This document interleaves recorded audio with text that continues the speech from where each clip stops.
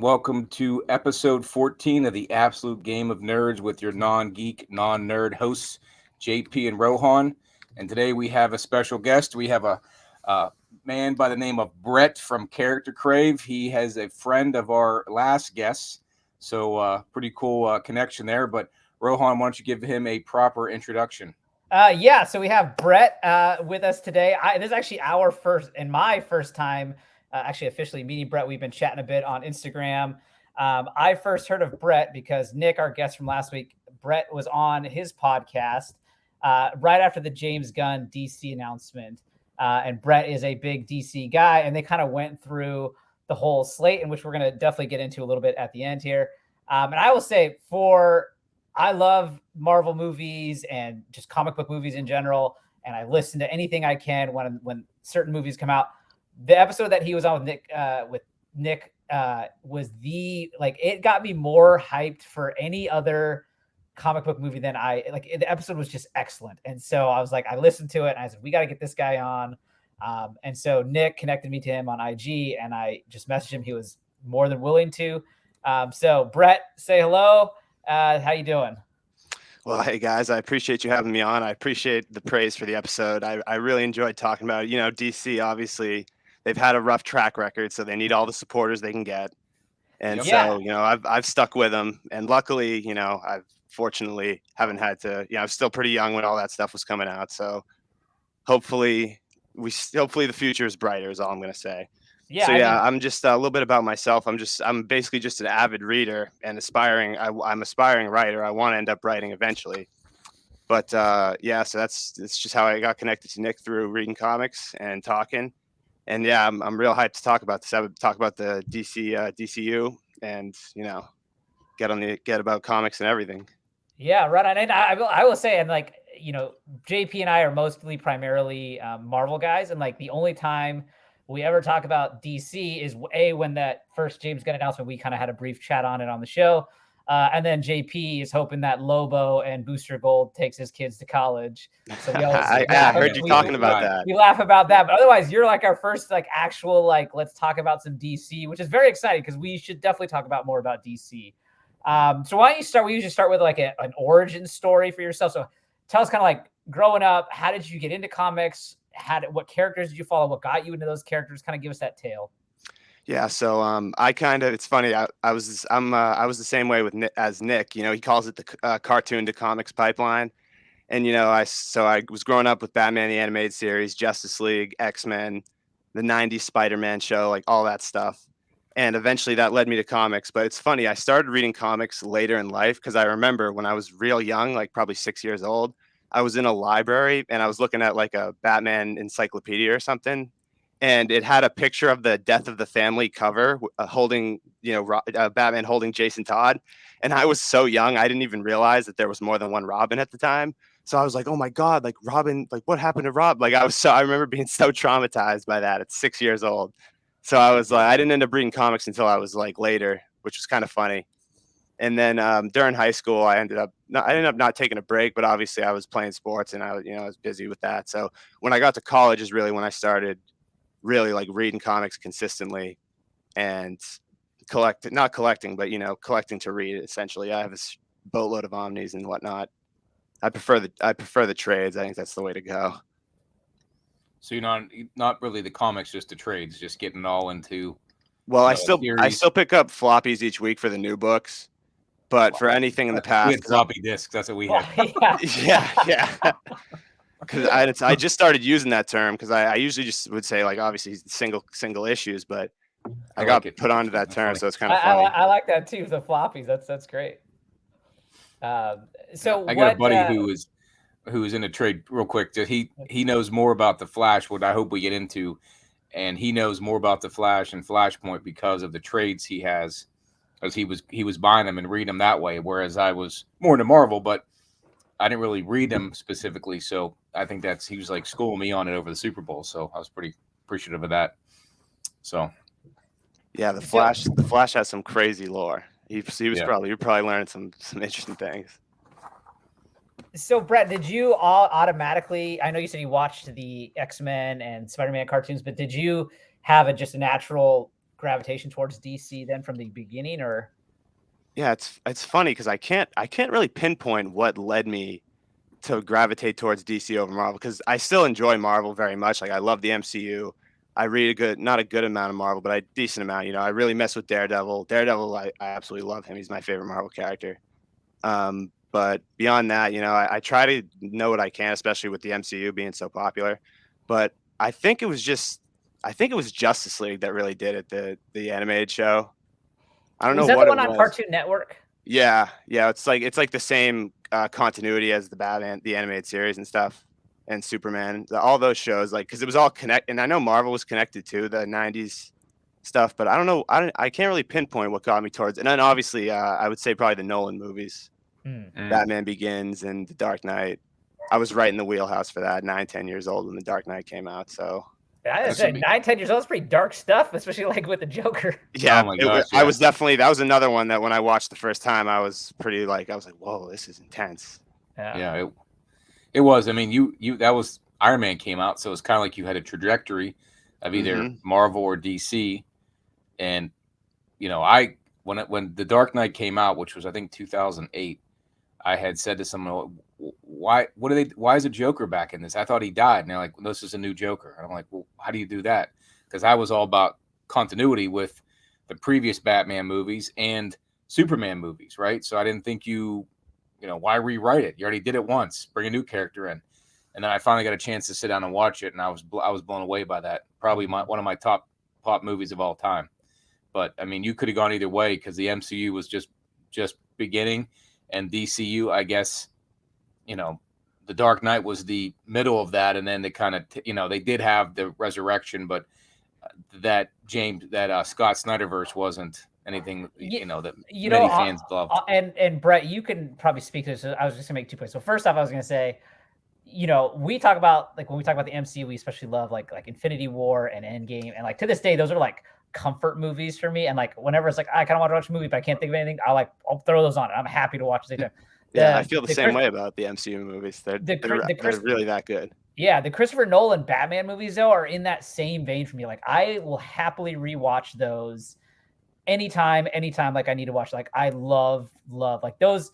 I would even say like the specifically the Dark Knight, but just the trilogy in general. Like, that is hands down the best comic book movie there's ever been, and I don't know if they can ever be topped. Yeah, I can't watch The Dark Knight Return with Dark Knight Rises. I can't rewatch it. Oh, you don't like that one? I mean, I like it, but it kind of, there was too much involved in that. I didn't like what happened. You didn't like the Steelers getting bombed, did you? Oh, no. I like the Steelers were in that movie. There was no Seattle Seahawks in there because they were god awful back then. Just messing with you. You're probably a Patriots fan, right? Yeah, I got Brady in the background there. Let me just remove you right from the podcast right now.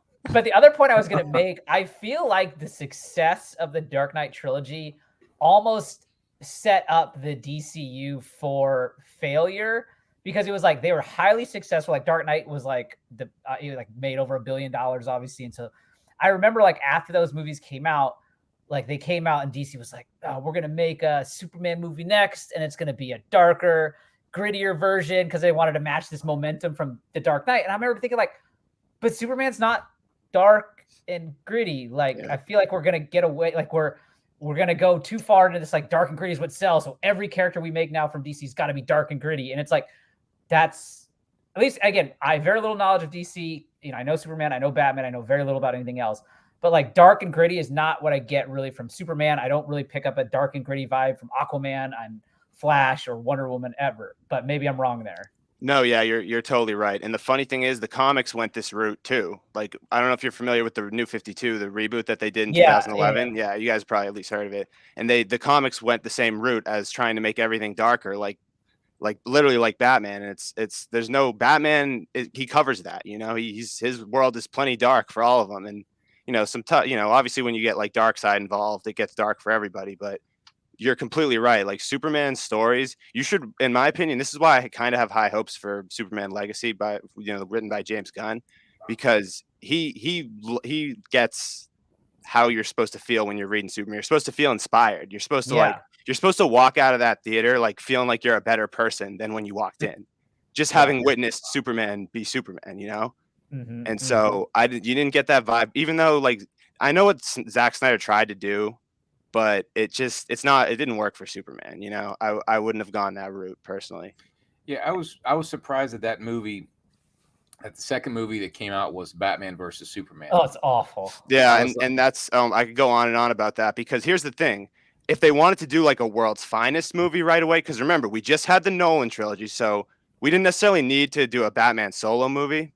So a Batman and Superman movie could have worked if they were friends in it and it was about them becoming brothers, not trying to kill each other. right. Like that's like to this day, people still like don't really understand that Batman and Superman are supposed to be best friends. Like they've been best friends since like the 40s. Right. Yeah. Yep.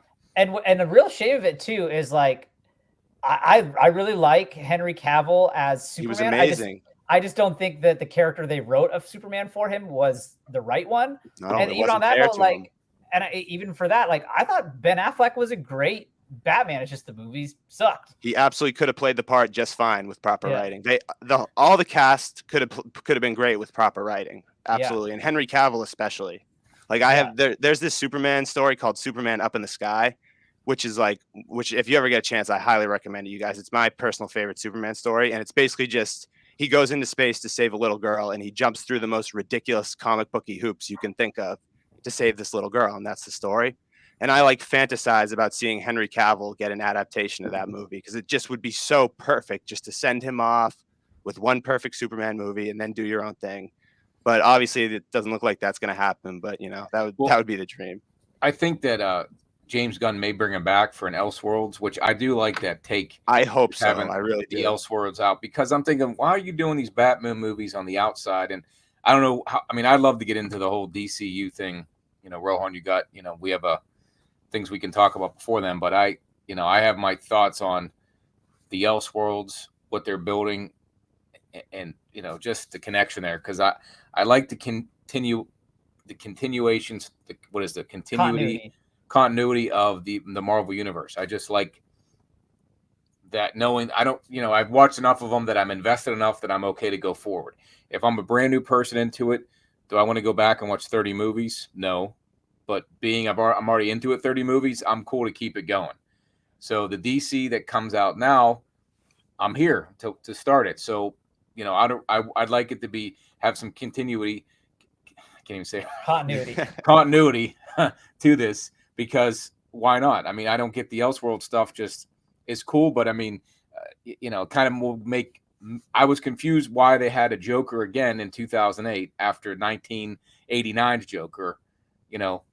So continuity again. What I find kind of odd about it is that, like, I think that I feel like there's Elseworlds only because they've had success with these other movies. Like, for instance, like if the Joker movie sucked, they wouldn't continue on with that. And That's if true. the Robert Pattinson Batman movie sucked, they wouldn't continue on with that. They would just start with just the James Gunn and go from there. But it's like they want to do a whole DCU thing, but then like they have success here too. So it's like they want to. So my wonder is like for us, like hardcore Batman fans, for instance, like we're going to be down to go see the Brave and the Bold Batman, the Robert Pattinson Batman, and we obviously then love the Joker, so we're going to go see the Joker movie.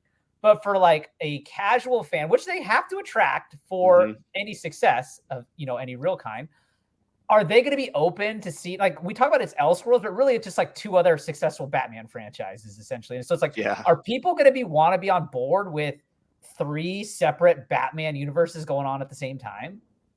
So honestly, I think it's going to be tough to convince people, but like you said, the good news is Joker and the first Batman were pretty well received. A lot of people liked them, which is why they're continuing. So I feel like it's kind of to offset what you mentioned, JP, about how if you're new, you don't want to necessarily go back and watch 30 movies of continuity. So it's like it's kind of just going to be there for people who want a separate story, because I've seen a lot of people just say like I'm not interested, and to each their own. After what's happened with DC, I can't blame anybody for like not wanting to check out the new universe, because I mean it has been a good track record.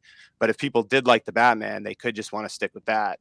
So it's kind of just to appeal to as many people as possible, but it could have the downside of confusing people as well. Yeah. Well, that's with what's coming out this year, and maybe we'll get into the DCU and then get into some other stuff maybe. Yeah, we might as well just get into it now since we're already talking about it. Yeah, might as well. So you got Okay, Blue Beetle comes out. Shazam comes out next. Again, I heard you talk about it. Shazam's kind of in its own world. It didn't really I would get say, does brought in. Shazam even matter? Like, I feel Yeah, like yeah. So, like I said on Geekable, Shazam originally, before Crisis on Infinite Earths, was not even like on Prime Earth. He was on a different Earth with just the Shazam family and Black Adam and like his villains. So, if they really want, and obviously they had like the Superman cameo in the first one with no actor, so they could. There's a lot of things Yeah. they could do. Like they left it open. I know you mentioned that in one of the episodes, JP. They left it pretty open for Yeah, to do you what they can. want with Shazam. So, but at the same time, they can literally just say, "All right, that was Earth 5 the whole time." You Right. know, and it So was just he was doing his own thing. so that can be on its own, I guess. Elseworlds and eventually maybe brought in if they need to. The Blue Beetle thing, that one was pre James Gunn, and you were talking about, we got Booster Gold coming out, and that Booster Gold and Ted Kord were buddies. Mm-hmm. is Ted But Kord Blue Beetle? Ted Kord was the second Blue Beetle, correct? Okay. Ted Kord was, yeah. There was a first one in the Golden Age, and then Yeah. Ted Kord, and then the one who the movie's going to be about, Jaime Reyes. Jaime Reyes. Okay. If you look at the what is it? The movie credits for coming out here, IMBD. There is a Victoria Kord in the movie played by Susan Sarandon. Okay, so that must be Ted's wife. Yeah, I don't recognize the name. It could be his sister, but definitely, or wife, definitely related. So I would say. some tie in there with Ted Kord. Yes. And you had said something about maybe bringing him into the Booster Gold, but when I look at, I have Infinite Crisis, which is the first Blue Beetle appearance for Reyes, Mm-hmm. and I see Booster Gold on it. So why can't they have Reyes and Booster be buddies and have some connection to Ted Kord, but never show him again? I guess. I mean, they could do that because they change things a lot and alter it pretty well, so they can make that Blue Beetle movie in that universe, the new universe you're creating. The Mm-hmm. one And that throws me, I would say they do. yeah, Yeah. and I think they will. And I mean, I don't care which Blue Beetle they do, but I'm kind of like, well, they kind of have it both ways with the way the credits are set up or the actors. So I'm kind of curious how that rolls. But that probably will be an easy slide in like Shazam. The one that I think will set it all up is going to be the Flash movie, which I want to get back to. The one that makes no sense to me is Aquaman 2. Why the hell do we need Aquaman 2? Because the Flash movie will set all the whole multiverse stuff right there, which is going to be awesome. And get Aquaman 2 off of there and bring in Lobo. Is what I want to see happen. I agree. Make him Lobo. I absolutely agree, and I do think because I know for some reason somehow, and Aquaman was an okay movie. I don't know how it made $1 billion, I didn't get it either. but it was good for what it was. I thought it was a regular run of the mill 700 million comic book movie. I don't know what propped it up, but because that's why we're getting Aquaman 2, obviously, is because they're still trying to capitalize. That's why they forced out the second Wonder Woman movie, because the first one did so well, and we saw how that turned out. Yep. It was an absolute disaster. So And I imagine Aquaman 2 is going to be kind of a disaster Isn't it too. already like test screening awfully? Like, isn't like Jason Momoa like trying to bail out as fast as possible, kind of? Yeah, and he wants to move on to Lobo too, because like let's be honest, like Lobo for an actor, Lobo is a bit more fun to take on than Aquaman, because especially the way they wrote him, dry as hell. He actually has a personality in the comics, believe it or not. Yeah, and that's the thing because he came out of that meeting with James Gunn all excited, and I was like, they're going to announce Lobo, and then the slate that he announced had no Lobo on there. Not that that can't come back into it, but I'm thinking they scrapped the Batgirl movie, they brought Cavill into Black Adam, and then canned him. Why the hell? I mean, they already put money into Aquaman, but they had done the same with Batgirl. I don't know. Making an Elseworlds movie, but James Gunn said he didn't want to have the same actors. So if Momoa was in Aquaman 2 and he's going to be canon, then that's going to screw up the whole Lobo thing, in my opinion, because I think he's a great fit. But yeah, I'd honestly be shocked if Aquaman 2 is going to be canon, to be totally honest. I think some shenanigans will happen. They could even just say that in timeline, like the last scene of Aquaman 2 could be Flashpoint happening. You know what I mean? And they could just be like, this happened after, this all happened before Flashpoints. And now, that could be that's how I would do it, just to, because like I said, like you said, and we both mentioned, Lobo is the right choice for Jason Momoa. He's perfect for the part.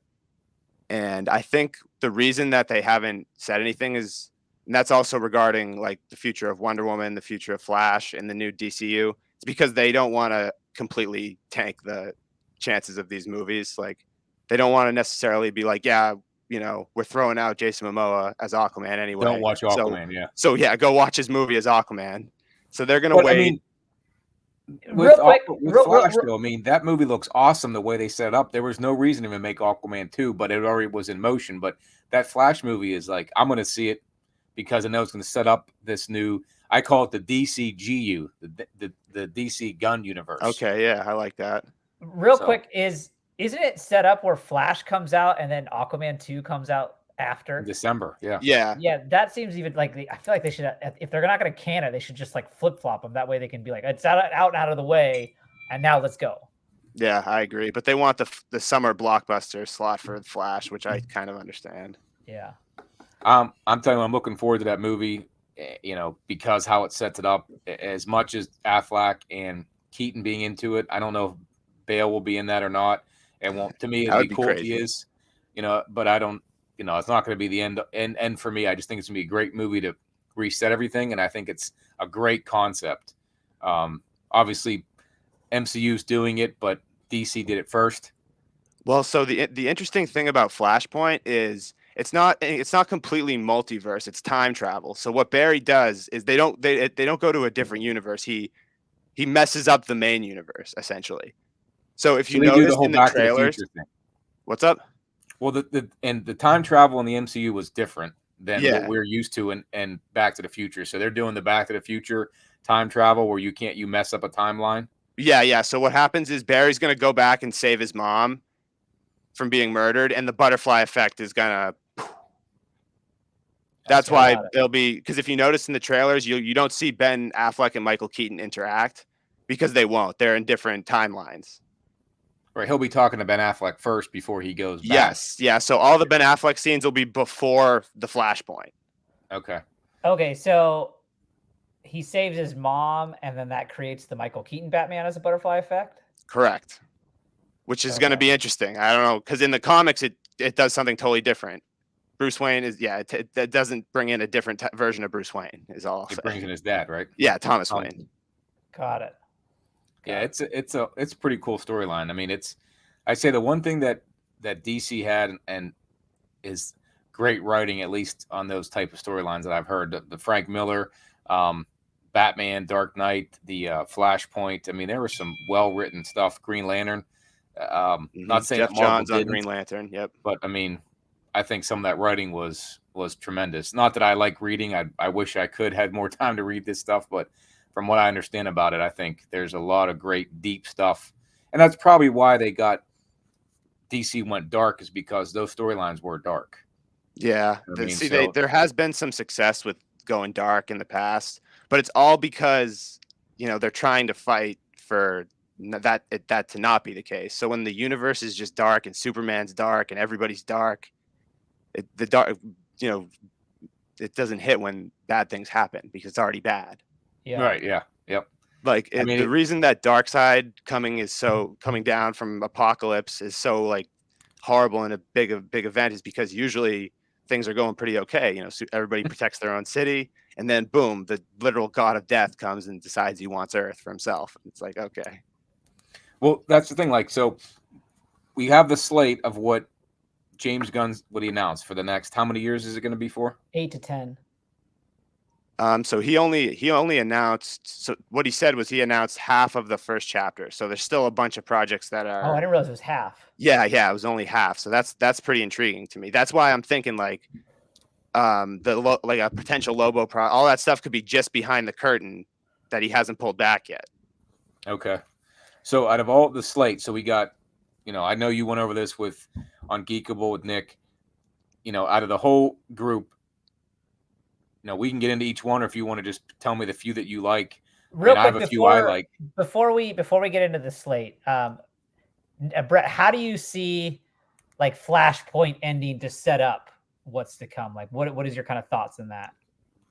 So I would say, if they want to do it how it did in the comics, Barry stops himself from going back and doing the Flashpoint, which ends up creating a whole nother different universe than the one that was before, which is how they got the New 52. And they brought in like Wildstorm characters and the Vertigo characters like Constantine and stuff.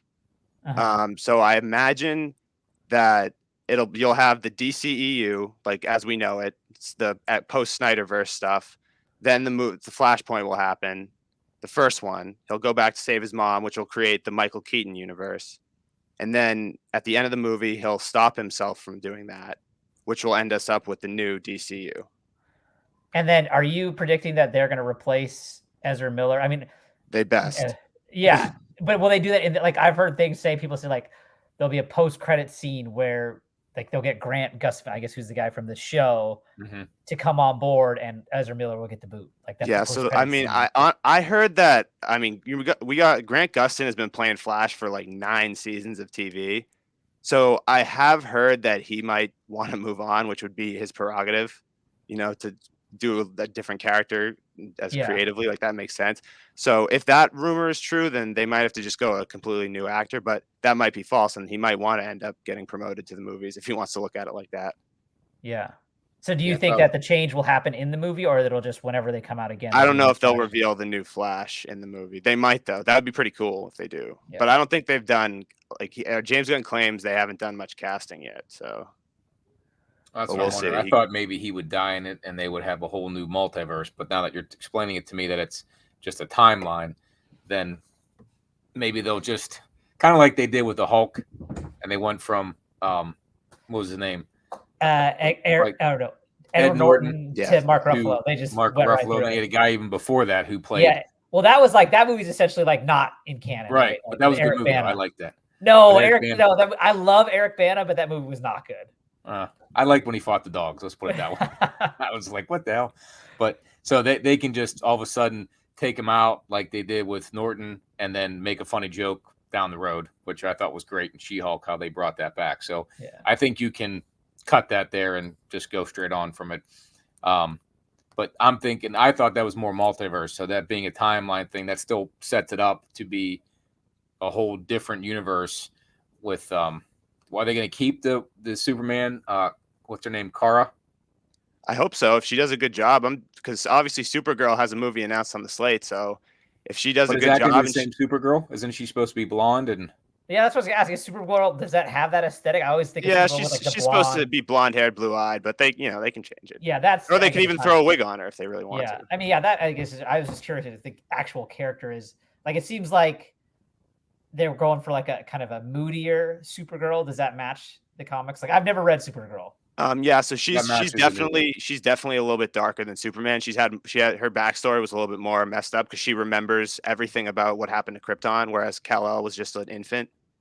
So she remembers all that stuff, and she's severely traumatized by it.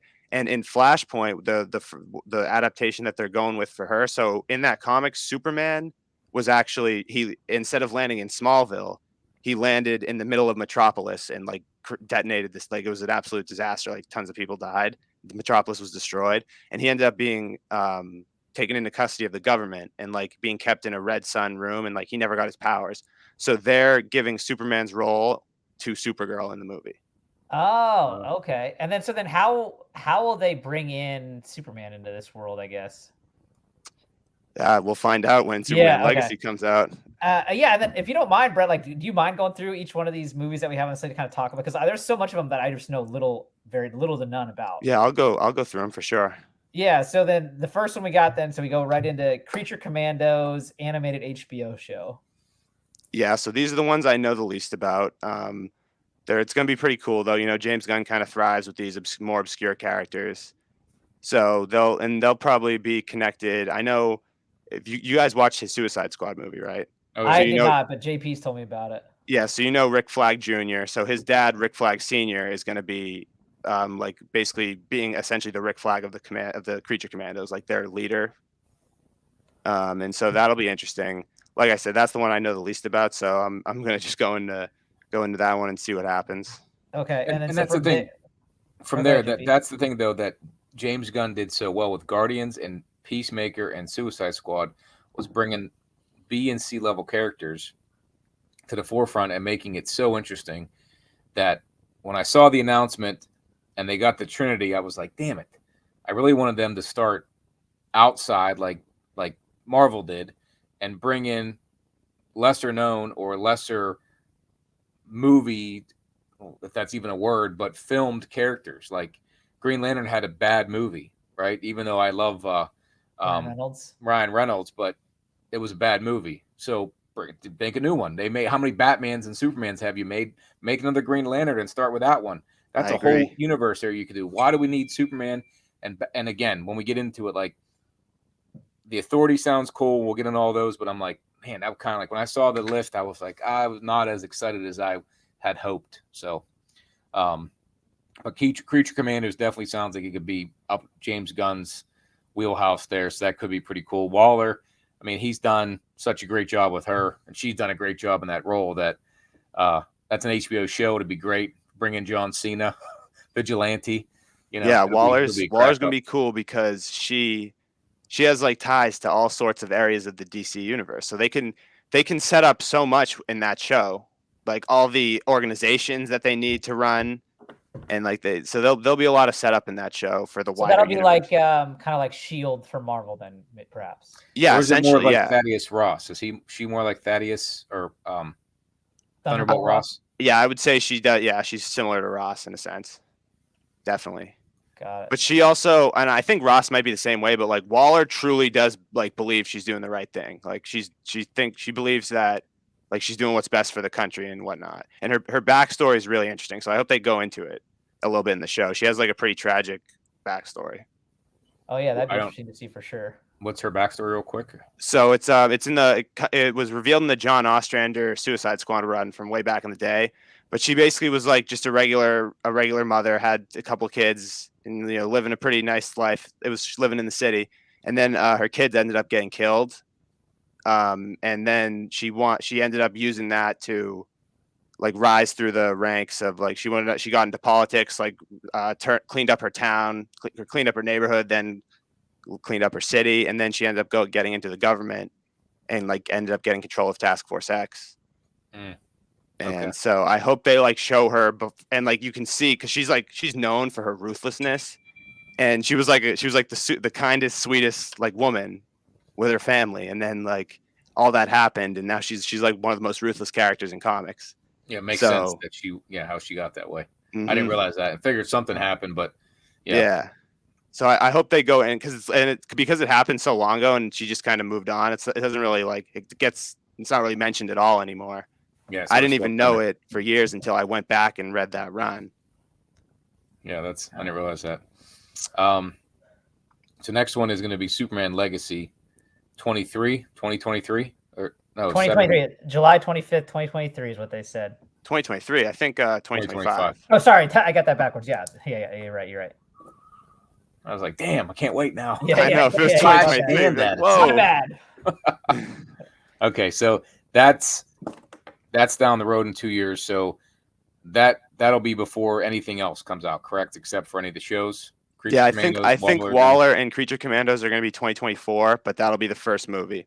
Yeah. Okay. And then Superman Legacy is based on a specific run called Superman Legacy, correct? So the imagery they've been using is from All-Star Superman, but I think is there a story called Superman Legacy? There probably is. I just know they use that image that they use is a comic book cover. Yeah, it's from All-Star Superman, but I think that's just going to be his characterization, because that story is it's an Elseworld, like about his last days, so that won't be what the plot won't be All-Star Superman, but his characterization. Oh yeah, he went into the sun. He went into the sun. Yeah, he was like had sun poisoning, and like he it's a really good story. He like does as much as he can before he goes into the sun, and he has to it's really good. I recommend All-Star Superman if you guys haven't read it. Okay, yeah. But so I'm not sure what exact comic it'll be based on, but I do know his characterization will be based on All-Star, which is really good. There'll probably be a nice dichotomy between Clark Kent and Superman, because obviously there's that meme that's like, how does nobody know who he is? But it's because he acts completely differently. Like he's timid and he slouches when he's Clark Kent, and his mannerisms are totally different. And All-Star Superman, All-Star Superman completely puts that home. So I hope that James Gunn like really sets it home, like now that it makes sense because they act completely different. And so that Superman, so that comes out 2025, right? So we're gonna have, but he wants a younger Superman. So you can't have Cavill, which I don't even know why. Yeah, I mean, he's They gonna brought have him to into Black really. Adam. He's gonna have to really nail. I have a theory about why they brought him back. I think because the old management knew James Gunn was coming in. It all seemed shady. Like why would the old management go like green light that if they knew that James Gunn wasn't sure what he wanted to do with Superman? That was real shady to me I agree. because it's like they knew what would happen when he said I'm trying to go. And I mean, if he never greenlighted and said, Henry, come back, you're going to be my Superman, and then you're like, all right, build our universe, man, but by the way, if you get rid of the Superman we have, everybody's going to freaking freak out before you even start. All right. So it's like Yeah, he either had to stay in the corner they backed him into, which I would have been fine with. You know, everybody would have been okay if he used Cavill, but it does make sense if he has this big plan that Yeah, you want. I feel kind of bad. Like I feel like James Gunn got like a bit of a bad rap for canning Cavill, and I'm He like, got shafted. and I'm like, I'm totally okay with it. Like, don't be wrong, I like Cavill as Superman, but like, if he's got a plan, you got to let him run with it. Like, the whole point of why DC messed up is because they didn't have a plan. They just were like, oh, we got to do this, and then like it was all a mess. Like, if he's got a plan, I want him to stick with it, and if that means it's a new cast, I'm all in. Yeah, I you agree. guys all play sports, right? If you're a soccer player, you're going towards the goal. If you're a football player, you're trying to score a touchdown. It seems like the DCU, the movie version, was all over the place, and they didn't have like a clear stopping point to stop. Don't make any more movies. We're bringing somebody new in.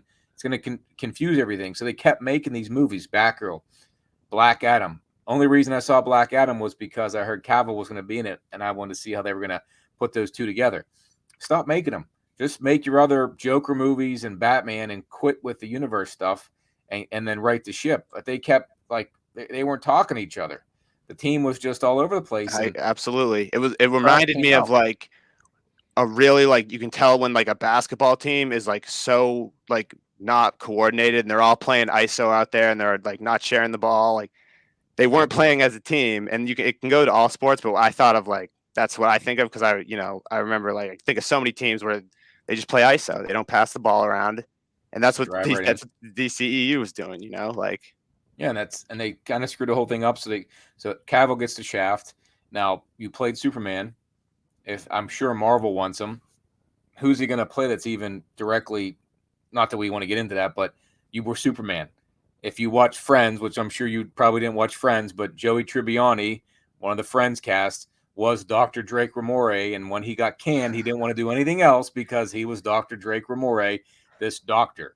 Well, I'm sure Cavill was a better human than that. So the way he, left DC was the way he wrote that his Instagram feed or Twitter was awesome. So I think he's a better person, but what would he do?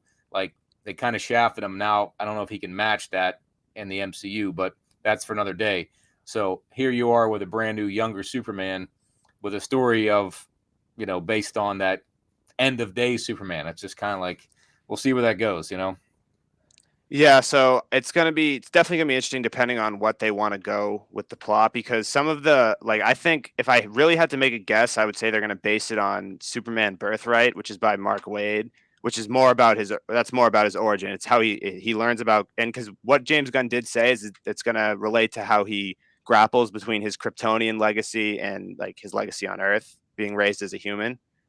And so I think, and that's what Birthright gets into. So I think that's what the plot's going to be about. And they're using, and it's confusing because obviously they're using a comic to promote it. But like I said, I think that's just going to be for Superman's characterization. Got it. Okay. Because that plot can't be what the movie's about. Because do you have any preferences on a cast choice for Superman? So I don't really know. I've seen a couple guys that look pretty good, but I don't really that's not really my forte. I don't know. I wish I knew more actors. I just don't. So I'm going to trust that they know what they're doing, and they really have to nail it. So, and obviously no matter who they choose, everybody's going to hate him at first because that's how it goes. But I think if they nail it and then they nail the script, that's why I'm sure James Gunn knows this Superman script is the most important thing he's ever done in his life. Yeah. And that's why I don't understand why they went straight for the Trinity to ease into it, to try to hit the home run, because that's what failed Snyder. Yeah, but Snyder kind of his whole thing was he was trying to push back on the fact that Superman like doesn't change and doesn't have a character arc. So he was supposed to take Superman on this big long character arc, but obviously if you tell your first two parts so divisively, you're never going to get to finish, and that's what happened. So I think they're at least starting with Superman and the Trinity just to because nailing Superman is going to be the foundation, because we started with Superman and we didn't nail it. And that's basically what Spire, even though Man of Steel, like some people like it for what it is, there was definitely some issues in terms of Superman's character. Yeah. So he's going to try to nail Superman, and hopefully that will set the tone for everything. And then we do have some smaller level characters, like obviously Booster Gold's got a show. He's pretty low key. Yeah. And yeah, I'm hoping that takes off too. He should be pretty endearing to the general audience. And just on that Chris kind of Pratt. note, on that note, I could see JP, it. I bet, if you could rewind time and Marvel, let's just say they theoretically never sold Spider-Man to Sony and they never sold X-Men and Fantastic Four to Fox, and then they were going to sell to Disney and Disney was going to start this MCU. I doubt they would have chosen to start with Iron Man, and they probably would have started with the tentpole characters. Whereas like DC has the option now to start with tentpole characters. They haven't sold them off. So I think that's probably just like makes the most sense for them. I think it obviously worked out for the MCU. But which is so impressive. I need to make this point. I made this point on Geekable, but I need to make it again here because it's so impressive how Marvel made the MCU with one hand tied behind their back. I mean, their top 3 character IPs in the comics they couldn't use. Yeah. Right. Like insanity. I have a annual report, stockholder report from 2005, and they had listed that the movies that they were going to make, and because they had sold off Spider-Man and X-Men, and Iron Man was on there. There's a Black Panther was on there too. And had I known back then, I should have bought all those comics knowing that. But yeah, imagine. But they had it all there in black and white, and they hit a home run with it. And I just thought James Gunn could do the same thing that they did because Guardians was such an out there show. So was Peacemaker, Suicide Squad. I mean, I'm like, man, you got 3 right there in a row you hit home runs with. I mean, you could definitely with Booster Gold, holy crap. Lobo, I mean, you could those movies, I mean, they could do big money and just bring in those, Jason Momoa's Lobo. I mean, women want to go see him. Guys who like Lobo are going to go see the movie, right? Because comic book fans. You bring in Chris Pratt as Booster Gold, bringing the ladies in, bring the comic book fans in for the take on the character. I think you got gold there, Booster Gold, literally. So, I mean, I don't know. I'm not liking the Trinity being back because I wanted them to establish it, but the next movie that's coming up or the show Lanterns, I think that's where they can really establish. Of all the slate, I think Lanterns is the one I'm most excited about. One of my biggest complaints about the Disney Plus shows is that they don't take big stories or big characters. They just use like BS characters with some BS villains, and they don't buy in. They're just like put these shows together just to have shows and have content, but it's like they don't matter. They're irrelevant. Like you can watch the movies and not watch any of the shows and you would be fine, right? I like that DC saying like, no, we got HBO here, which HBO is a big player. Like the shows and the movies go hand in hand. And at least that's what I get the feeling of. And I think that's great. And so like when he talks about Lanterns and how it's a true detective show, and then I heard you talk about on Geekable that like the idea is that like they're going to uncover the mystery that's going to then propel and be like the first major level event of what's going to be happening. Like that is so compelling for me to hear. Like that's why I'm so interested and so excited. This is what excites me the most of the whole slate.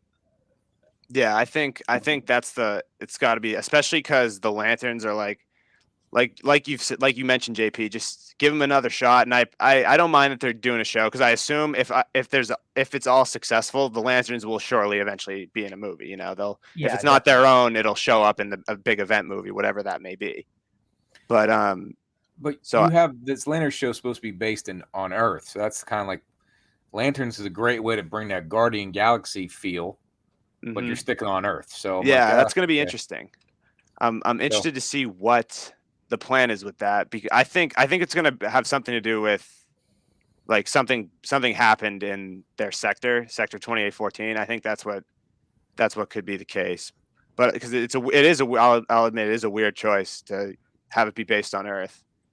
Yeah, but I'm looking for that one. I'm curious to see the casting on that. The next one is which I know nothing about, and that maybe you can help refresh myself and Rohan on this, is the Authority and the Wildstorm Grifter. Was that Wildcats maybe, or yeah, Grifter's the Wildcats, but they it's all hand in hand. Okay. And so the Authority is going to be really cool because they're essentially just like a more dark version. Like they're the get the job done by any means type superheroes, you know. And so they get sent on these dirty jobs, like taking out like high-end terrorists, like crazy stuff. And so I think what I would do if I were James Gunn, given this slate, I think that the Authority is going to be the first, quote unquote superhero team in the universe, and Superman is going to form the Justice League to show everyone that there's a better way, if that makes sense, as opposed to there's an alien and there's a world-ending threat. Because not that that's a bad way to do it, it's a good way to do it, but it would be the same as the Avengers if they just came together to fight an alien. So I think that it's going to be an ideological battle that forms the Justice League. And that's probably what a lot of what screwed up the Snyderverse was, just did the same take as Avengers with Darkseid and all that stuff, and the if they're trying to be different, it was so samey. But I think that's also part of the problem with DC's original stuff, is that they realized how much like of a grand slam the MCU is becoming, and the building up to the Avengers. They're like, crap, they've taken 10 years to do this and we haven't even put out one thing. Like, we got to get going and catch up. And so I think they just like, look, let's just follow this formula and let's get this stuff out there. And like, they should have taken their time and built their own roadmap. Yep. Yeah, I agree. Because at this point, you're never going to catch Marvel. Yeah. So you just have to carve out your own space. Yeah. And I think that's a cool way to do it with the Authority, in that, like you're saying, two different types of teams. Yeah, I love that. Yeah, that's pretty cool. I don't know. So Wildstorm was bought in 2011 with Valiant or with Vertigo? Yeah, Vertigo. Yeah, Valiant's something else. That's true. And then, but Image had Wildcats. So when you're talking about Wildcats, we're talking about like that Jim Lee drawn Wildcats from. Yeah, so Wildstorm was an imprint off Image, started by Jim Lee, and it was like there was a bunch of characters, like obviously the Authority, Wildcats, Stormwatch. Those are the three teams, and it was pretty popular. And DC eventually ended up buying them, and I can't remember if they purchased them in 20. I think they might have purchased them like in 1999, and then still made comics under the Wildstorm imprint. And then in 2011, those characters got folded into the main DC universe. So Jim Lee started those three different teams in Image, but Image was artist owned, correct? Yeah. So that's why Jim Lee could bring them over to DC? Yeah, he sold them all to DC. Okay. Because I have Wildstorm, I have Stormwatch, and Wildcats. I had no idea they were connected. I just knew that Grifter guy, because he always had a cool look. Yeah, Grifter's awesome. Yeah, with that bandana and that trench coat and stuff. I thought he was a cool looking dude. So, all right. So maybe we'll see Wildcats in somehow. I hope so. I absolutely hope so. And James Gunn has mentioned Wildstorm, obviously with the Authority being on the slate, but he's mentioned Wildstorm other times, because he's mentioned that he feels with all the Wildstorm and Vertigo characters, he feels like they have the deepest slate, which I disagree. I think Marvel's deeper than that, but DC is pretty deep when you consider all the Wildstorm characters and stuff. I didn't realize they bought that. So, but Wildstorm was its own comic, not a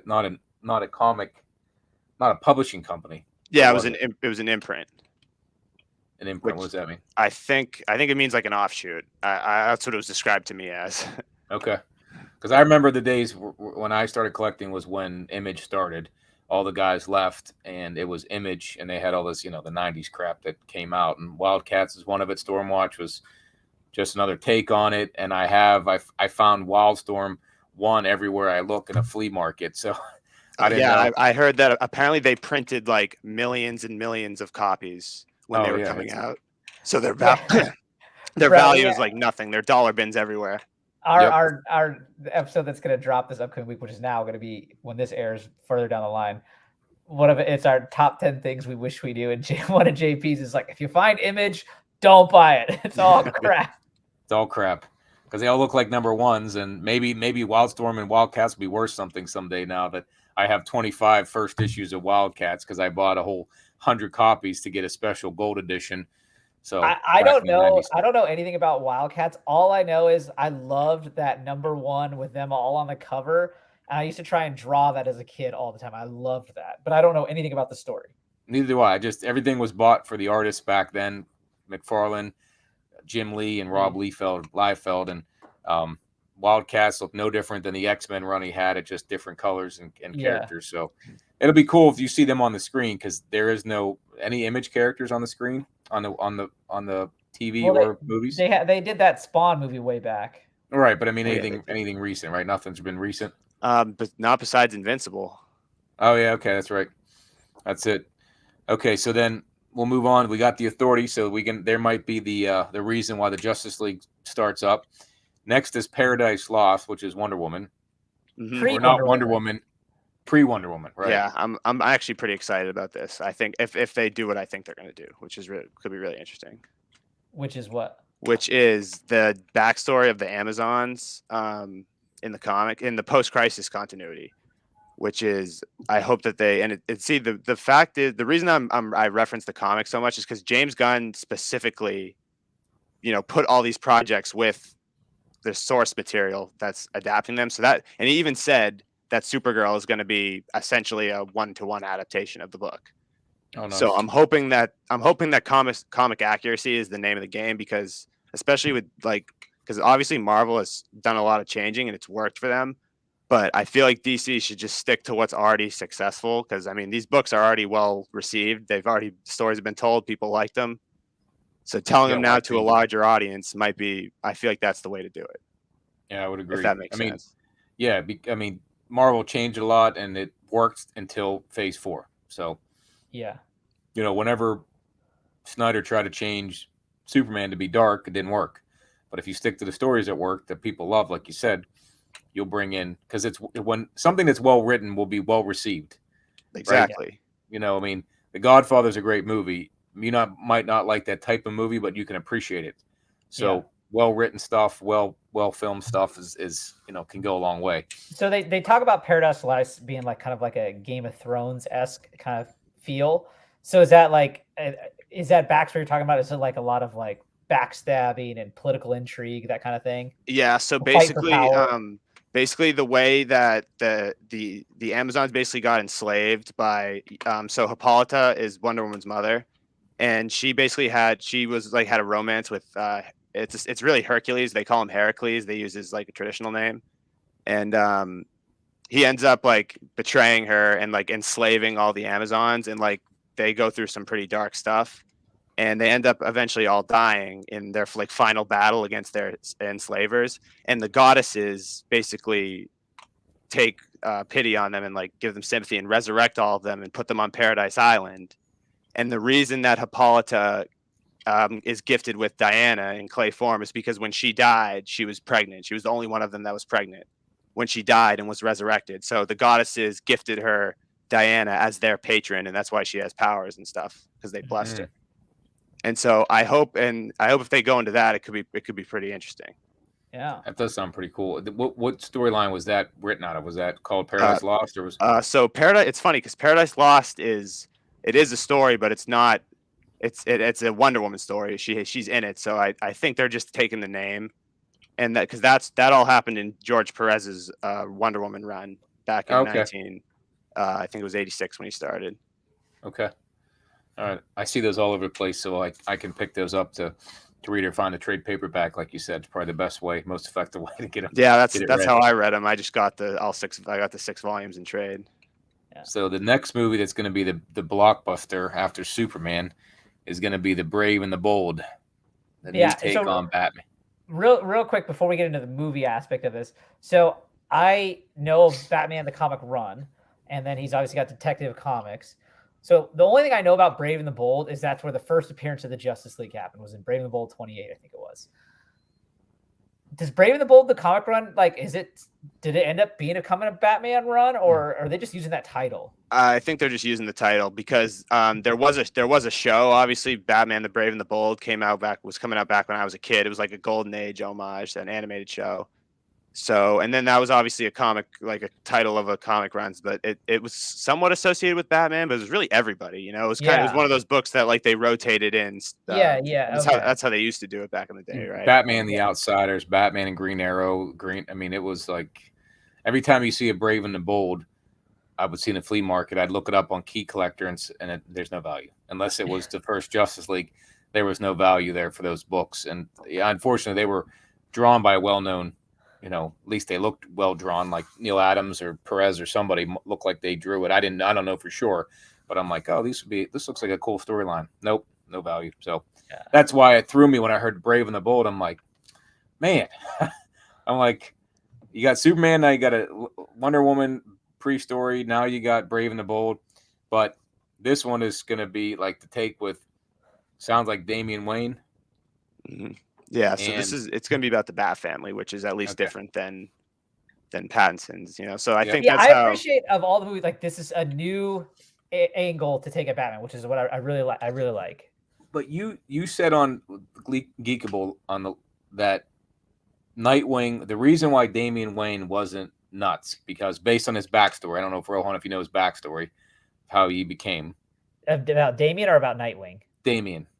I know he's like the daughter of Bruce Wayne and Talia al Ghul, and then I think I heard it was you, Brett, that said that there was also some like aging up they did in like with like genetic, I don't know, like yeah. So basically, he's obviously the son of Batman and Talia, and he was raised by the League of Assassins. So from the jump, he did not have a childhood. He didn't have friends. He had trainers. You know, he wasn't outside playing. He was training. He was climbing a mountain when he was 4 years old. He broke his arm, broke his arm, had to get to the top anyway because he was the grandson of Ra's al Ghul. You know, that was his childhood. So, and when I say that Nightwing was the one who really took him and made him not turn out crazy, it's because like it's true. Like, you know, like he was the really main influence because Bruce Wayne didn't know what to do. He was like, I can't deal with this. Now, I just started watching Titans on HBO Max, and that's a pretty good show. Now, Damian, it's not Damian, it's Jason Todd that's in that. I haven't got far enough. I'm only on season 2. But is there some type of connection that they can bring that Nightwing into this storyline maybe somehow? Because is that possible? Or is Batman replacing Nightwing in this movie? No. So I think the reason I brought up Night was because I'm sure he'll be in this movie. He's surely got to be. Okay. I'm sure they'll make the relationship more between Bruce and Damian, but Nightwing will definitely be there. Okay. Which is, I mean, they might even have Jason there. I hope they're all there, to be honest. I wouldn't be mad if Jason is still in the ground though, and he comes back for a possible sequel. And then I've heard rumors here, and I've also heard what you said that you believe that Batman, that at least the one that they start with, is not going to be long. Like he's probably going to die, and so that really makes it when they've talked about those rumors about Christian Bale coming back to play it, like that would make sense because if he's not going to be in a lot of movies, he could do that pretty easily and still make tons of whatever else he wants to make. So then, do you see him dying in this movie, or is that something that comes down the line? And then do you see like Damian Wayne? Does he become Batman in the comics? I don't know. So I think Nightwing ends up becoming Batman in the comics. Dick Grayson and Damian was his Robin, and so that was really the dynamic that made Damian go on a proper path.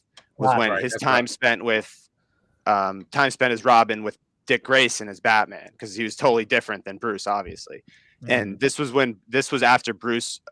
I mean, he was supposedly killed. He ended up going on a whole like time travel thing. It was kind of insane. I kind of wish they just had him die. It would have been more impactful to me. Because I've said for years, one of my hotter takes is that if Dick Grayson was still Batman to this day, I wouldn't have missed a beat. Like I would have been fine with it if he was still Batman and Bruce Wayne was still dead. But I think that they'll definitely give this Batman a trilogy in the DCU. So when I say long, I mean like he won't die in the first movie.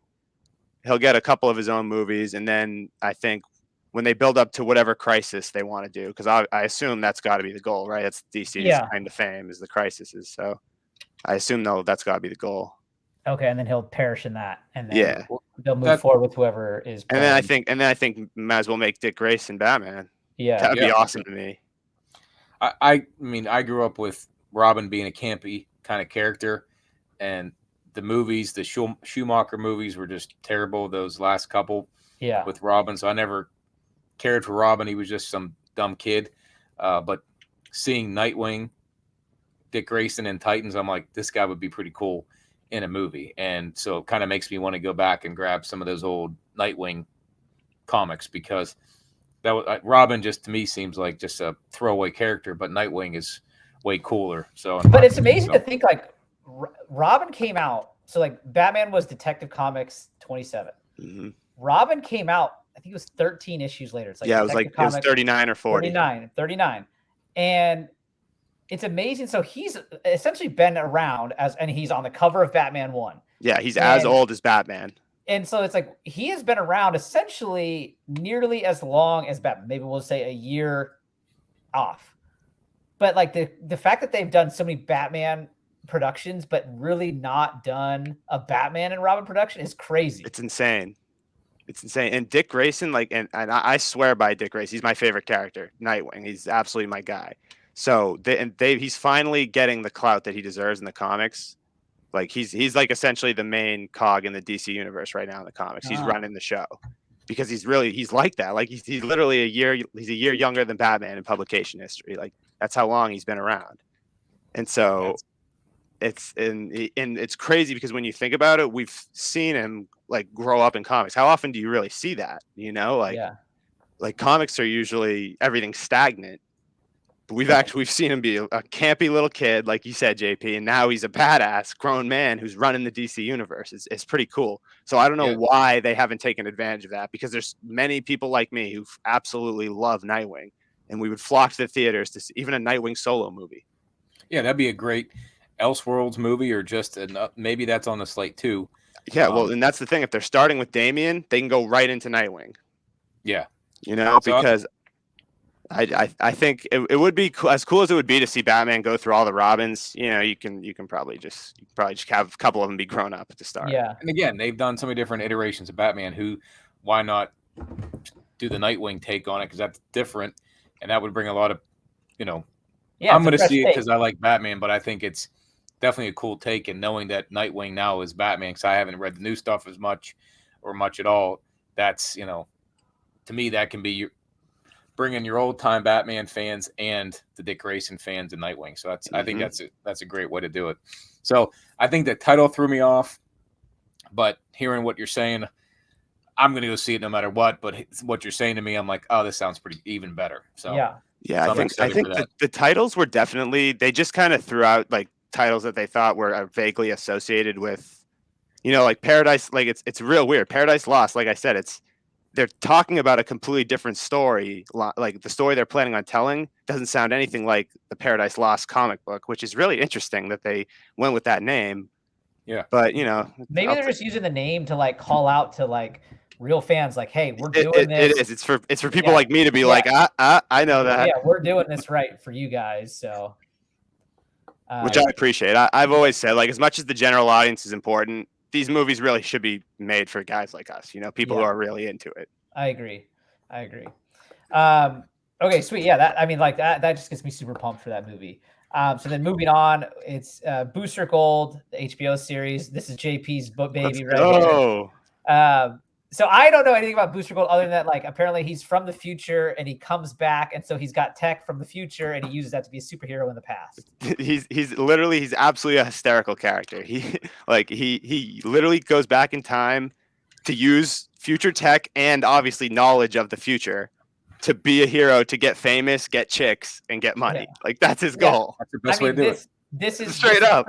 This is Chris Pratt. Am I wrong? It's gotta be. This has got to be like, if it's anybody else, like, this is what Chris Pratt, the character Chris Pratt, whether it's Booster Gold or what, but the idea of like using future tech to get women in the like that is what Chris Pratt was born to be. Absolutely. And he would and he gets dunked. Obviously, he gets dunked on for this because that's through like getting constantly dunked on because he's doing an objectively like scummy thing. He learns that he can actually be a hero. Yeah. So it's like he starts off as it's kind of like what the Stan Lee's idea was with Iron Man. Like, take someone who's like, for lack of a better term, like pretty douchey, and just like make him likable eventually through trials and tribulations. And it's the same thing with Oliver Queen. There's it's a cool character arc in my opinion. Yeah, and he can be kind of like the comedic presence in the DCU. It seems absolutely. Like. I think if they keep the humor, like he can handle all the comedic beats, so they don't fall into the trap of having everybody make a joke when it's not. Yeah, and him and Peacemaker into it, then it'll be funny. Yeah, and then Peacemaker too. Those two guys can be clowns enough for the entire universe. Yeah, and like I actually think that's one of the mistakes Marvel's made post Endgame. Like, up to Endgame, I thought they had this perfect balance of like seriousness, action, and then like the bits of humor filtered. Absolutely. I feel like they need to get back to some more seriousness and tone down the make you want to laugh out loud side of things. Yeah. See, I thought Ant-Man, that was the one thing. I liked Ant-Man like you guys. I enjoyed it a lot. I thought that was the one thing that, like, we're supposed to be scared of this guy. Like, he's supposed to be the terrifying Kang the Conqueror, and like we're laughing at him every 5 seconds. It's like, okay, come on. Yeah, that part didn't make sense, but at least it set the world up. Future Phase 5, so I liked it as a whole. It was just some of the. But that stuff, true. I mean, they got away from it. Hopefully, DC can use a couple comedic people like we're talking about and make Batman's not supposed to be funny except for the few little quips he has. The dry humor, his dry humor, and it's his own way. Like I thought the Matt Reeves Batman movie did a great job with his dry humor. Yeah. Did you guys like that movie? How'd you feel about that? Oh, I loved it. My personal opinion is like specifically like the first hour of that movie, I think is fantastic. Like establishing everything. I loved it. I think it may have gone a little too far, like with the whole like arena and the flood and like that. Like they could have honestly ended it with like the scene of the Riddler in jail in that kind of aspect. And I think it didn't end up like, I still enjoyed it. I still love it. But I think they went a little too far, but otherwise I thought it was fantastic. And I thought Robert Pattinson was awesome as Batman. I liked it, but again, I'm more partial to Christian Bale stuff. I was like, let's see where this goes. But again, not knowing that it's going to be an Elseworlds, it's kind of like, all right, take it for what it is and move on. I'm more curious to see how this Brave and the Bold, that works in the universe, because I like the intertwined setup. That's to me, I think that's much cooler than these one-off movies. That's again going back to a second Joker. I always said, why are we doing this? Just keep it together. But we'll see how that goes with again, Booster Gold might be a good segue into into doing a nice rounded universe that most people can go to these movies and enjoy them, right? Yeah. Not everybody wants to see a dark Superman or dark Batman having some kind of comedic relief. Your I agree. Go see the movie and go, oh, that's pretty good. It's funny. Yeah, because too much gloom and doom can backfire real quick. Yeah. Which it did. So then, go ahead. I was going to say Supergirl's next, Woman of Tomorrow. You already talked a little bit about her being a different than Superman because she's seen a lot, right? So it's funny. She's more akin to like how Henry Cavill's Superman was written. You know what I mean? Like she's more like jaded, and she's like, because I said she lived through the horror of Krypton. Like it was completely traumatic for her. So this particular story is pretty cool. She goes to like have like essentially like a break. Like she goes and celebrates her 21st birthday on an alien planet, and she basically has a pretty interesting character arc. So if they adapt it one for one, like they say, could be a pretty heartwarming story. Yeah, no, it sounds. I like what he described for it. Being traumatized by witnessing the horror of it all, like that's very intriguing to me to hear. Because the Supergirl that you grew, I know, Rowan, you probably watched it too with in the 80s, and then the recent Supergirl show, she wasn't dark, right? So it's kind of like They actually did that show was actually a huge disservice to her character because really? she's very, and it's the same with TV the show or the Batwoman movie? show. No, the TV show, Okay. the CW one. Yeah. It was the same with Batwoman. Like you'd never know that they're great characters by watching their shows. Okay. You know, JP, now that you said, I totally forgot that there was a Supergirl show when we were growing up. Yeah, the movie it came out. Or And movie, I think yeah. the girl in it she's a famous. She was famous at the time. Pretty actress, and I don't. I think I caught on a lot of the stuff I caught on HBO after the fact, like years later, because we had VCRs, but you couldn't record shit and get on the internet. So whatever was on HBO we watched. But Swamp Thing, and we're gonna wrap this up because I want to get into some of the cool stuff you're doing now before we end today. But Swamp Thing, the movie from the 80s, I saw. Love that show. Not sure if you saw that, Brett. The one. Oh yeah, the 80s. Swamp Thing show, the like one season one. The movie. Oh, the movie. No, I have not seen the movie. I really need to Adrian watch Barbeau. some of these. I need to watch some of these older like comic movies. That was terrifying as a young child watching that movie. Did you see it, Rohan? No, I haven't. I have not. Oh my God. It is what I remember. Again, a lot of the 80s movies were grainy looking, right? So they were even scarier because they looked like they were filmed on an old movie camera. So they made them even kind of scarier. Nowadays, you can see so much detail and you can tell it's fake and whatnot. But back then, it looked kind of real, and at least to me.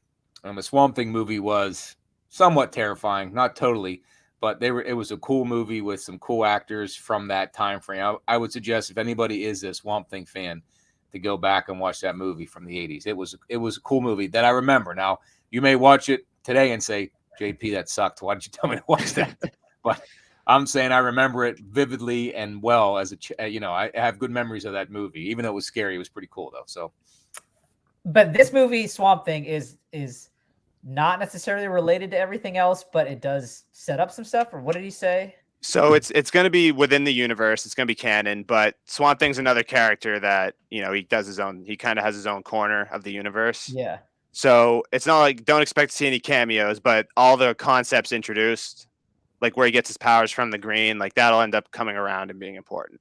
So he'll be on the outskirts like Shazam, correct? Pretty much, yeah. And then, but the thing about Swamp Thing is he's like almost like god level powers. Like he's crazy powerful because he's essentially can connect to all of nature. Like he can attack you with any tree that he wants in the entire. He can just attack whoever he wants, and like he can see anyone through the leaves. So he can whenever things get really bad, you can go to Swamp Thing for some bailout.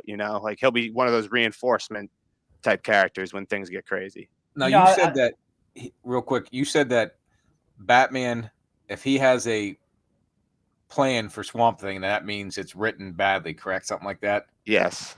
So, but Batman's supposed to have a plan for everybody, isn't he? His plan for Swamp Thing is run until help arrives.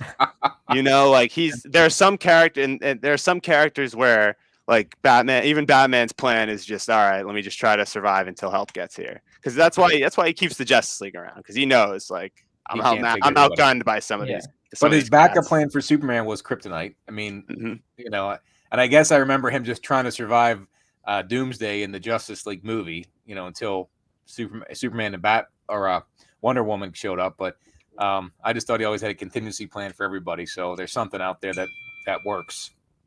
Yeah, and then the funny thing is Batman, other than kryptonite, when he fights Superman, he relies on the fact that Superman isn't gonna just outright punch his head off. Like he strongly relies on that fact. That's why, like, I don't subscribe to the Batman can beat everybody with his. Even though I'm a huge Batman fan, like I love him, I don't subscribe to that. I think he's better written when his greatest strength is that he can get his ass kicked, but he'll get right back up and keep fighting. Yeah. I was just gonna say on the Swamp Thing, and to bring a little bit of comic book into this, I've never been a Swamp Thing fan, but just ever since the gun announcement, I've seen a lot of people post their House of Secrets 92. Was it 92 or 93? The first Swamp Thing, and because I've been seeing it so much, like it's made me like I'm almost at the point where like I think I need to add this to my list of like books I want to collect, because that cover is phenomenal. If you know what I'm talking about, with like the paintbrush kind of aesthetic, it is absolutely gorgeous, and like it has definitely become a book that I think I want to one day own. Which one? The House of This Secrets House of 92. Mystery, The first appearance of the Swamp Thing. So I just wanted to Actually, throw that out there. So in the Geekable podcast, he talked about how there are a couple things that they weren't ready to unveil yet. And you just said earlier in this podcast that this is half of the slate. So you brought up that one of your hopes is the World's Finest, right? I don't honestly know much about World's Finest. Is that a run that carried through into, say somewhat relative times, or was that just an old school kind of golden age run with Batman and Superman, or was it other things, or was it just Batman and Superman? Like, I don't really know World's Finest. Yeah, so it started as like the Batman and Superman collab comic, and then it just became what people refer to them as in universe. It's like when you're talking about Batman and Superman, you call them the World's Finest. And then it's basically like, for example, the current run is just Batman, Superman, World's Finest. Oh, so it is okay. It's still current run. Okay, cool. So, and they've had Batman and Superman comics over the years. Sometimes they drop the World's Finest. Sometimes it's just Superman, Batman. But yeah, the current run written by Mark Waid, really excellent run. He's absolutely back. He took a long break from DC, but he came back for the last few years and he's going off. But yeah, so they have the World's Finest. Okay, so that's one that you're hoping that is one of the unveiled projects. Yeah, because like I said, I never hated the idea of a Batman and Superman movie. It's just Batman versus Superman is like, why would you freaking do that to me? Like, are you trying to make me just depressed? Like, why? Yeah. What? And so that. Go ahead. I had known that there was that Dark Knight run, but I had no idea that the two of them fought each other. So that surprised me when I saw that on screen. Was like, what do you do? Like, same with you. What do you do? You probably knew of the actual fight in that run. And the fight in the comic is like completely different because they're having an ideological fight and they're lifelong friends that are coming to blows over this. Like, it hits completely different over being manipulated into fighting each other. Yep. They're having a genuine clash of ideologies and it's ruined their friendship. And it's like, wow, that sucks. It hits completely differently rather than, Lex made Batman look stupid and now he's trying to kill Superman. Yeah. Okay. Yep. So with that, you've already talked about, you hope Lobo is coming. Yep. Is there anything else that you would love to be part of the unveiled slate that you would be hoping for?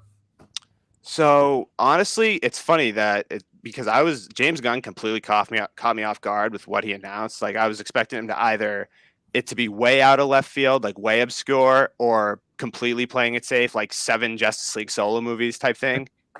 And he did like a little bit of mix of both. Obviously we have the Trinity just to establish the main core, but then the other projects are kind of more out on the fringe. Booster Gold, Swamp Thing, they're popular characters, but not so popular that they're A-listers. So, and I still think you kind of have to keep it a happy medium, especially with DC, because it hasn't built up the goodwill that Marvel has. DC couldn't just throw out their equivalent of the Guardians, because the only reason people saw Guardians was because, Marvel movies are good. Like, who cares if we don't know these characters? Like, let's go check them out. And everybody loved it. Now, if DC threw out characters that nobody knows, people would be like, DC movies usually stink. Why would I don't even know who this is. Right. Yeah. So that's why they kind of have to play it safe. That's why I kind of disagree, JP. They kind of had to include the Trinity just because they have to, because it doesn't have the goodwill, That makes sense. I didn't know Peacemaker. I didn't know Suicide Squad. I haven't been collecting for 20 years until last year, but I've watched all the movies. So knowing that it was a comic book related movie, I'd go see it. So that's just me. That probably didn't bring a bunch of people to watch the movie. So you're right. I mean, they got to bring back the Trinity just to. At least until they establish like DC is, give us a shot. We're also decent, Like, yeah. Hopefully with the first few projects. But it seems too soon from getting rid of Cavill and all that group. So that's my point. But maybe by the time this all comes out, we're 2025. We're almost 8 years, 10 years away from Justice League, I think, right? Yeah. It was 2016. So going back to what else, was there anything else that you would hope for? Oh yeah. So I think I would love to see Green Arrow and Black Canary together if they could. I really want to see their dynamic. What's up? Black Lightning. What do you think of that? Oh yeah, I would love seeing Black Lightning too. He's pretty cool. I would love to see all the Milestone characters. Static, Icon. He's pretty cool. He's like the Milestone version of Superman. I would love to see him in the Justice League. Honestly, like that would be pretty cool. Oh, and I need John Jones. That's a non-negotiable. The Martian Manhunter. I Oh, need okay. him. I was gonna say who's John Jones. Yeah. I always call him by his first name. I don't know why his real name, but yeah, I need the Martian Manhunter in the DCU because to me he's like the most important member of the Justice League, bar none. Like you'd think it'd be the Trinity. You'd think like, say Flash or Green Lantern. Every version of the Justice League except for like the New 52, which was a reboot, has had the Martian Manhunter on it. You know, every version of the team throughout the comics. What about Fire? What is it? Firestorm or Firestorm. I like him too. The Nuclear Man. He's a good character. And he'd be cool because again, you got Booster Gold, you got Swamp Thing, which were fairly newer characters. Everybody else is from the 40s or 50s, but then you bring in Firestorm was late 70s, Black Lightning was late 70s. So you got some newer characters that don't have. I mean, again, that's 40 years ago, but not as old as 80, right? So that's the kind of cool take of it, and you haven't seen them much in anything movie wise. So there is an option here. I mean, again, long story short, there's many more movies to be made between Marvel and DC. We'll just see if the collecting world benefits from that. Probably yes and no. I hope so. That would be cool. But when I collected in the 90s, the movie sucked. Right in 2000, they didn't move the books. Speculation did, but then that died off. But it's collecting. I don't think the movies are the reason to collect, but it gets people into it. So make some good movies; they'll bring people into it. People like yourself that know so much about the universe, when they put it on screen, it's like, oh yeah, that's what I remember reading. Right? That's what drew me into that character. See, like it's cool. It's crazy to see. Like that's why I really hope they lean into comic accuracy because ever since the MCU started, I can't help but every comic I read, like picture, like oh my god, this on the big screen would be unbelievable. Yeah. Like and that's obviously I shouldn't be thinking that because obviously every comic's not going to get adapted. But like if it were up to me, I'd tell all the stories based on the comics because that's all those stories. Yeah, literally. What are the milestone characters? What does that mean? Okay, so Milestone is it's kind of like an offshoot of DC, created. I think it was Dwayne McDuffie. It's basically like centered on African American characters. Oh, okay. So like that was their goal to create. So that's where Static. You guys remember the Static Shock show? Yeah. Like that's where Static came from, and a bunch of them are kind of obscure. But Hardware. Yeah, Hardware's a good one. I like him. He's pretty cool. Rocket. I don't know if you guys watch Young Justice, but she's a big character in that. I have Icon, so yeah, I didn't realize he got a similar like alien landed. Yeah. Yep. Yeah, and Icon's awesome too. So I would love to see all those characters. The Blood Syndicate, that'd be pretty cool. So obviously, that would be just a good thing to do culturally wise. Like I think that would be a smart decision for DC to lean into that. Yeah, I think there's so many characters that have that cultural significance to retrofit them to be that way is fine as well. But I think there's so much to use to make those, characters that haven't been on the big screen, bring them on and get that big name actor that can really bring them to life. And I think that would be awesome, So Brett, real quick, talk to me about major DC villains, right? So like with MCU and Marvel, right? You have Thanos, and then they're moving now to King, right? And then we're all know and expecting Doctor Doom to have a big part, right? And then there's going to be Magneto, and then there's going to be a Galactus. Like I know there's Darkseid or Darkseid. What other villains are there on that level? Okay, so you have obviously you have the Anti-Monitor, who is multiversal. He basically is a being that like eats Earths throughout the universe. He was the reason for Christ's on Infinite Earths. Oh, so he's like a Galactus then, if he's eating planets. Essentially, yeah, he's a multiversal. Correct me if I'm wrong, but Galactus is like inside the main universe, right? He's like a galaxy guy. Yeah, Galactus is the only living creature from the previous universe. Okay, cool. Yeah, that's sick. So the Anti-Monitor is the same, except he eats parallel Earths as opposed to just any planet, if that makes sense. Got it. And so he's one. Another good one is Solaris, the Tyrant's son. So he's smaller, but I think he could really be used well because he's basically he's an evil, malevolent son. Like it's pretty cool because he's like a supercomputer, and he's had some issues. He can't be stopped essentially. So no matter what they do, he'll always come back. So he's a good one. Necron. Necron is he's a Lord of the Dead essentially. He's the reason for the Black Lantern rings. Black Lantern rings revive people they bring back the dead bodies as zombies essentially, which happened in Blackest Night, which was the culmination of Jeff Johns' Green Lantern run. Which I know you mentioned JP, which is a pretty classic one. And then you have Pariah. Pariah is a pretty good one. He was essentially the Anti-Monitor's lapdog during the original Crisis, and he eventually managed to ascend. Like he eventually had his own agenda and got power to eventually try to bring back the Crisis on the Infinite Earths so many years later after they got destroyed. Let's see, because it's interesting because they're all like those characters I've mentioned are kind of niche. They're not like and then then you have the big ones. You have Brainiac. Brainiac's a good one. Mm-hmm. I would say Luthor. Brainiac and Luthor, all the Legion of Doom when they come together. Vandal Savage. Those are Earth based. I was thinking like cosmic, but Earth based. Vandal Savage. He's a good one.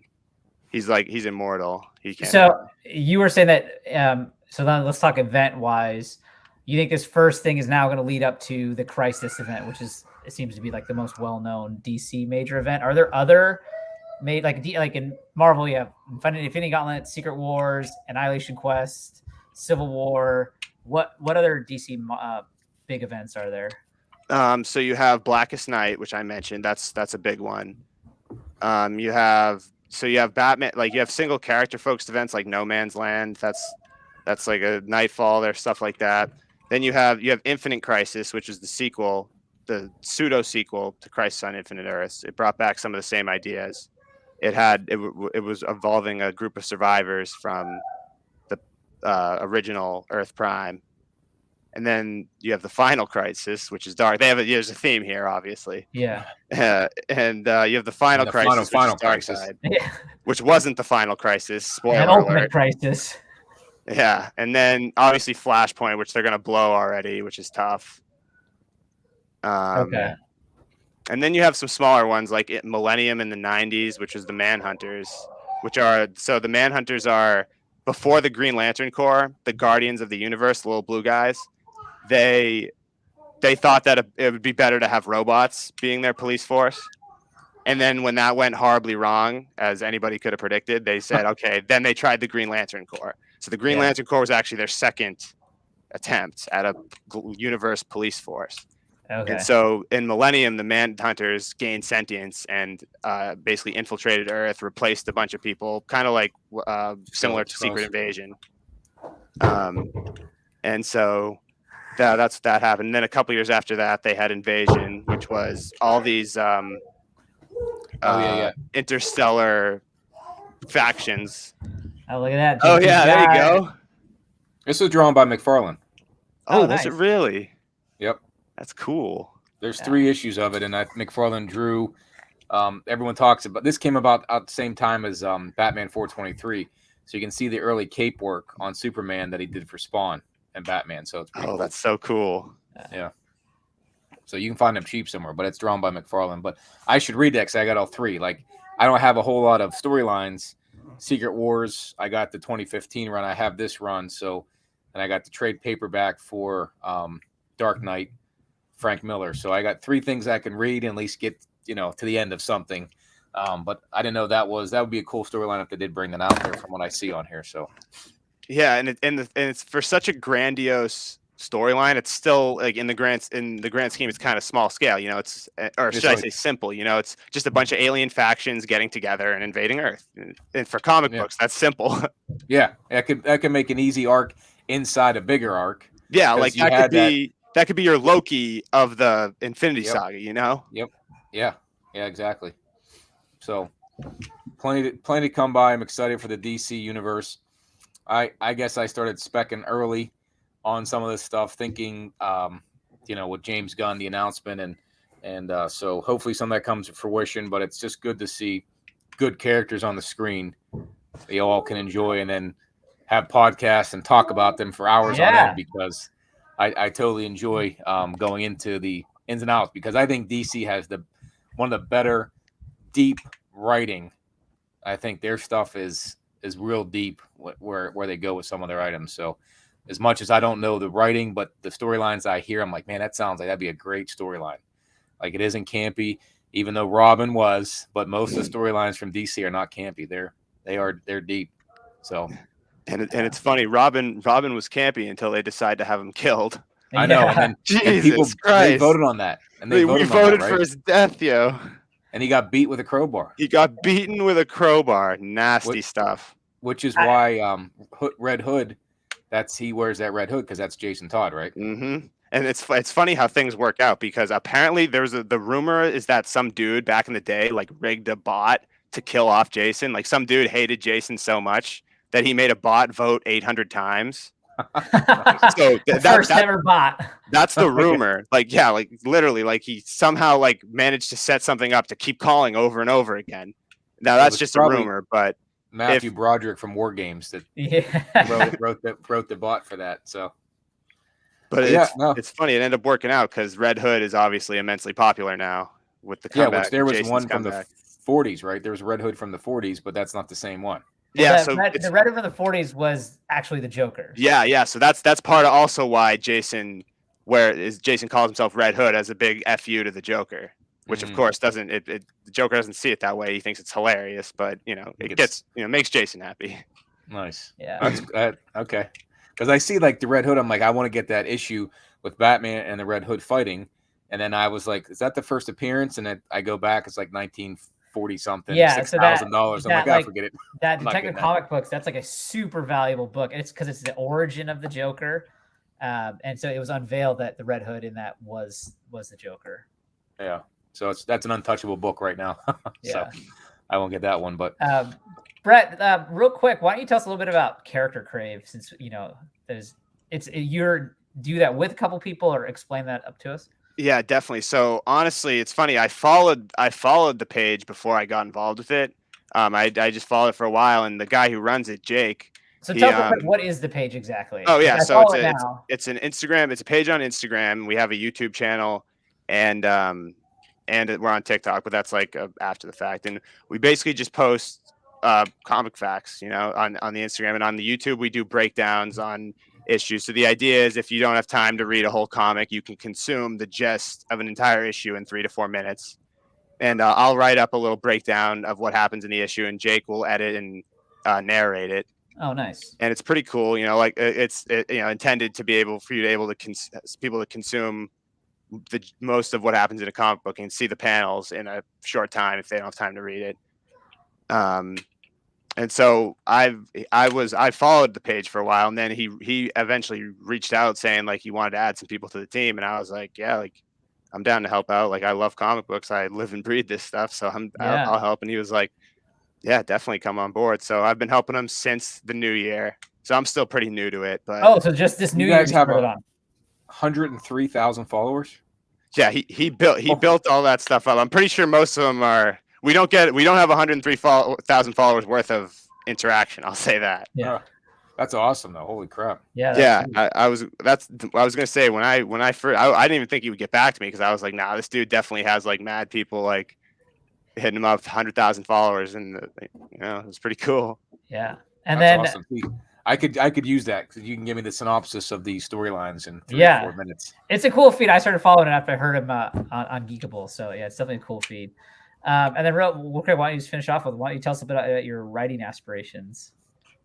Oh yeah. So obviously it's funny. I literally, like, when I went to college, obviously we're all like, when we get to that point, we're like, what the hell do we want to do with our lives? And so I'm not sure what made me choose writing, but I always enjoyed it. And then I obviously took a couple classes in school, and like just decided to be an English major and go full steam ahead with it. And ever since then, I've been working on a lot of fiction, a lot of projects, mostly fiction. I've been doing short stories because I tried to jump right into a novel right away, like back in college. And I was like, what a sicko move. Like, I cannot plot out a novel. Like, I need to practice for that. All right. So I mess with short stories. I make them bigger and bigger, and I'm eventually gonna go into a novel, but we'll see. Do you have any characters you've created at all yet? It's funny you should say that. I just thought of one. fairly recently. I just thought of his name. I should say I've thought of who he is. So his name is Adrian Gash, spelled spelled with a CHE at the end, like Gash, like the cut. And so his power is he's a detective, and I wanted it to be a little bit this is for a comic book that I want to eventually write. And so his power is when he sees like a dead body or like a blood splatter, he can see what happened with the wound. Like he can see exactly what caused He's like it. Dexter. Dexter is how I got the idea, actually. Yeah. Like Dexter's like awesome. the blood splatter analysis, but this guy just has a power for it. Yeah. And so, because I wanted him to have some power, but I didn't want the power to be like a factor in a fight or anything, or like in the conflict. I just wanted it to be like, to further the mystery. Well, think about it. Dexter was a popular show. Every CSI that comes out, whether it's in, Baton Rouge or California, it's popular. So, I mean, you put those two together, you got something pretty good there, I think. Hey, I mean, people love themselves some murder mysteries. What it comes down to. Yeah, and that's me myself, literally. So it's like, well, think about it though. Also, the show Terminator the movie was a great concept, right? It did well. Matrix was the similar concept and did freaking great too. So Dexter's a good concept, but to take that and etch it up to a power level, that's pretty good actually. I think I like that. Yeah, I like it too. Yeah, because I mean, the tough thing is at this day and age, like a lot has been done over the years. Right. Like a whole lot of stories have been told. Yeah, like I said, Terminator to Matrix, same story, but it's almost like Matrix was like Terminator and Total Recall combined. So you got CSI and Dexter combined. There you go. Yeah, throwing a little comic booky, throwing like a little bit of Rorschach inspiration. Make him a bit of a hard ass. Yeah, there you go, Brett Von Claw, baby. If you hear that name, you heard it here first. We'll see. Could be. Might be sending it to Image. We'll see. I gotta find an artist though. I can't draw worth shit, so that's gonna be tough. JP is an aspiring artist. Here we go. I'm inspiring. I'm inspiring. Last thing I drew was a stick man. So no, it reminds me of my old days in high school and drawing characters and trying to come up with their powers and stuff like that. My buddies and I had a good time doing that, and we always fought over who had the better ideas. So made for good lunchtime talk. But I'm no Jim Lee, but I can do Rob Liefeld pretty good. So we'll try. Small heads, big arms. I can do that. Lots of absolutely obscene, just pecs weaponry, just through the roof. Pecs and pouches and weaponry, like guns here and there, and Dude, that must have been so funny, just in the midst of the 90s, like massive capes, huge guns. Like I only see after the fact. I mean, that's what brought me in. Like most of the stuff I drew later in high school was because of Jim Lee and that run on X-Men, where the Weapon X run, which you had Maverick, that guy Maverick, who was another Weapon X. Yeah, he and like the history is like he and Wolverine knew each other back in like World War II, and they were like they did missions together and things. I love Maverick's a great character. Yeah, I drew all that stuff because I was like the guns that. I mean, Rob Liefeld looked like a gun was an alien gun, but Jim Lee like knew how to draw that shit and draw those soldier-looking characters, and I love drawing that stuff. And that's why I honestly like I feel like I may be alone here, but Liefeld gave us two characters. He gave us Deadpool and he gave us Cable, and I'm like the only one I feel out there that's like I love Cable more than I love Deadpool. And that's probably because of my love like with Cable. It came along with the X-Men and things like that. I love the X-Men, but I love Cable, and so like I cannot wait to see Cable like in a full like movie. Like I know he's in Deadpool 2, but I want to see more. You're right. No, I like Cable when he came out, and the way Liefeld drew that he was good with the armored characters too, and he had he could. It was all about the drawing. It wasn't about the story, and I think like Brett, what you're doing, like the story itself, knowing that like that's deep and that can last long. The artistry can change, like people like Jack Kirby and people like Jim Lee. Like that's two different types, right? And both can be liked, but some of the stories themselves, that a good story lasts forever, right? A good, well-written, artistry people change their tone on it. But again, I guess people can get darker and whatnot. But the way the world's going, the darker you write stuff these days, the more people get into it. So, Yeah. I mean, Nemesis just, is back. Mark Millar. Have you guys heard? You guys heard of Nemesis? I think so. Yeah. Oh my god, dude! He's basically like an evil Batman who dresses in white, and it's a Mark Millar comic that he did back in the day, and they just did a reboot. Absolutely, just gratuitous. It's kind of good, but it's so gratuitous. It is. Do It you like the boys? Do you? Go ahead. Sorry, JB. Is it like the boys? It is kind of like the boys in the sense of the messed up stuff that happens. It's not as good as the boys. That makes me think, and I don't know anything about this, but like, do you read the Batman Who Laughs? Yeah, so I messed with it when it was coming out. I thought Scott Snyder went a bit too far with it. You know, it was a cool concept when it first started in Dark Knight's Metal, and then for some reason he was just so goddamn popular. Okay, yeah, I know nothing about it. I know it's hugely popular, but when you said like the gratuitous, I was like, that made me think of that. Yeah, and fortunately, he couldn't get too messed up because he was obviously still writing for the big two. So the Batman Who Laughs, fortunately, he probably could have gotten more crazy if Scott Snyder had his way, given how some of his Image stuff goes. Yeah, the boy stuff is out there. It's Invincible. Luckily, it's a cartoon, but the boy stuff, I'm like, holy crap! That season 2 was ridiculous. This just reminded me. The boys comic is just the show is good, but the comic is just absolutely awful. Yeah. Real quick before we end. So JP, you started watching Titans, by the way? Yeah. Oh yeah. So you like that show, JP? You like it? Mm-hmm. So far, I finished season 1. I'm on to season 2. Brett, you don't like it? Then I take it. No, I mess with it, but it's like it's an interesting take on Titans. I want to know how you feel when you get to the next few seasons, because the first 2 seasons were solid. In my opinion, season 3 fumbled the bag. So I want to know what you feel about when you get to that point. Is that also where the CW shows, is it in Titans where they do Crisis and all that stuff? Because I've heard they've done these and I was like, I've never watched any of these. Yeah, no, they did Crisis in the CW. They did like a half-assed version of it. Titans is HBO, so it's pretty hard R-rated. Like, it's definitely TVMA. Okay. Yeah. So is any of that CW stuff worth watching? Just curious. Maybe the first couple seasons of Flash and the first couple seasons of Arrow. Okay. Maybe. Like, I personally am not into it. Okay. I just think I personally always thought that we could have been better than low budget CW. Like, I always thought DC deserved a little bit better than that. What about like that should have been an HBO Max show? What's up? That's Superman and Lois. Now Superman and Lois.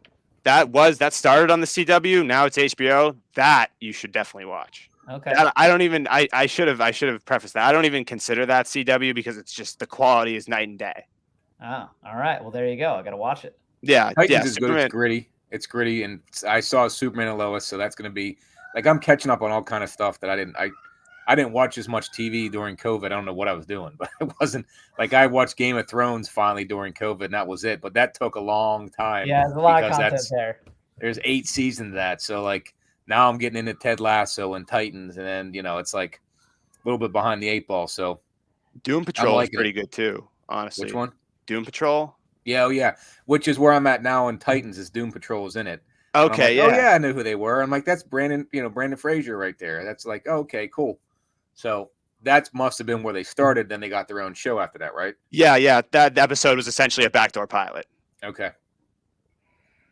Right on. No, it's good stuff, man. Well, Brett, this was awesome, man. Thanks for coming on. I think the future is having me, boys. The future is DC, and I appreciate you giving me the lesson on DC. So very much appreciate it. So and Brett, when this whole, and we would love to have you on again, especially when this DCU stuff starts to kick off. Like, we definitely want to have you back.